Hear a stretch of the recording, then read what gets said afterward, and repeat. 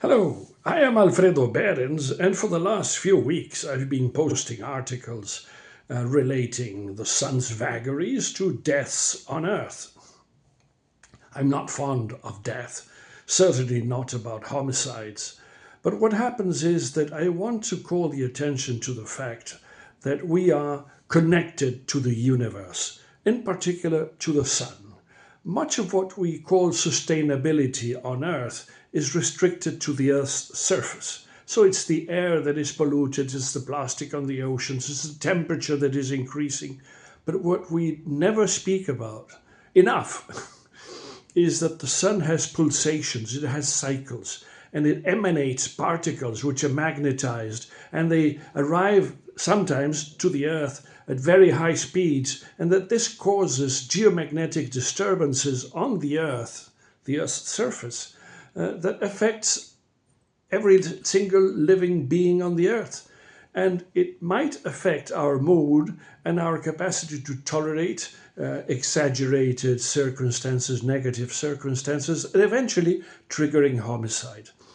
Now we have to focus on homicides because you see, that's where the data is. The police records corpses when they died. And we need to match the death of the person to the moment in which the geomagnetic disturbances happened. We have detailed information about those geomagnetic disturbances, less frequently about death. What we have is deaths rates per year. Unfortunately, geomagnetic disturbances wither within days or weeks at most. So when we have yearly data on deaths, we have to match it to yearly data on geomagnetic disturbances, and what we get is approximate information. Even though it is approximated, we managed to reveal that homicide rates in Canada, in the US, evolve in tandem for over 60 years with a 90% correlation almost. So there must be a common driver, and we attribute this to the evolution of the sun's pulsations. This happens also in England. It happens in Germany.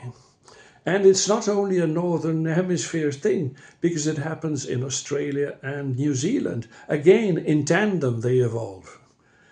Now, the most interesting thing is that and this I haven't shown yet, and perhaps I won't here, that even in the southern hemisphere, when you have relatively approximate latitudes, like in South Africa, Australia, and New Zealand, and Brazil, the correlation is positive for all countries as it is in the northern hemisphere, except for Brazil, and that's due to the South Atlantic magnetic anomaly that is seated mostly on southern Brazil, where most of the population live and where the homicides happen. We've extended this to some organizational behavior, like, for example, deaths by accidents. And again, they are related to the sun. And of course, the young people are the most vulnerable to these because their prefrontal cortex is not yet developed enough. So again, the younger people amongst the young are the ones that die more frequently in accidents and in highway, not only accidents at work, but also accidents in highways in America. So it's a lot of information which is consistent. It happens not, I wouldn't say across the world, but in the northern and southern hemisphere along this Atlantic Ocean and also the Pacific one. So why is it that it's not talked about more?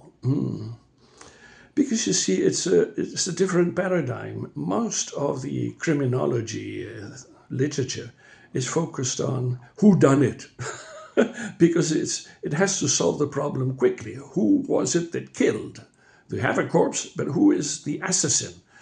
And therefore it's focused mostly on opportunity, on motive, on the availability of guns. And of course, if you look more deeply into it, there was drug abuse, and yes, and that neighborhood is more proclive to homicides. So there is an environmental drift, but never beyond the immediate circumstances of the murder. So when you send these papers to journals on criminology, for example, it's a different paradigm. It doesn't fit. They've never thought about it. They don't have reviewers available to review geophysical literature, so they turn them down. So this is why I've resorted to Substack and your patience and your support.